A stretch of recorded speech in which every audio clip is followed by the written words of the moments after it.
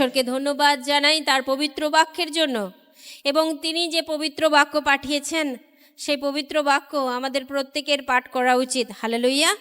অনেকে মনে করতে পারি আমরা যে এগুলো আশীর্বাদের বচন নয়, মানে আমাদের নিজস্ব দৃষ্টিতে এগুলো থাক, এগুলো পড়বো না, বরং যেটা শুনতে ভালো লাগবে, যা পাঠ করলে মনটা খুব আনন্দ হবে, খুশি হবে, বরং আমরা সেইগুলো বেশি বেশি করে পাঠ করি। ইভেন আমিও তাই করতাম। কিন্তু আমি ভেরি রিসেন্ট একজনের প্রচার শুনছিলাম, একটা ছোট্ট ভিডিও, 45 সেকেন্ড কিংবা 1 মিনিটের ভিডিও।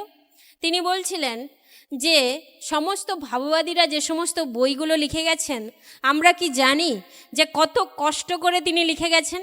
হ্যাঁ, তারা কত চাপের মুখে পড়েও ঈশ্বরের পবিত্র সত্যকে প্রকাশ করে গেছেন। আর আমি আপনি ফ্যানের তলায় বসে ঠান্ডা ঘরে বসে সেই বাক্যগুলো পাঠ করতে পারি না।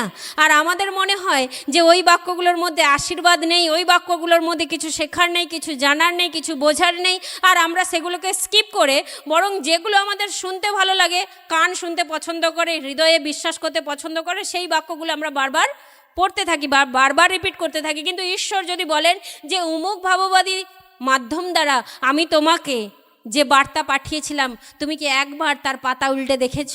হালেলুয়া। তখন আমরা কি উত্তর দেব?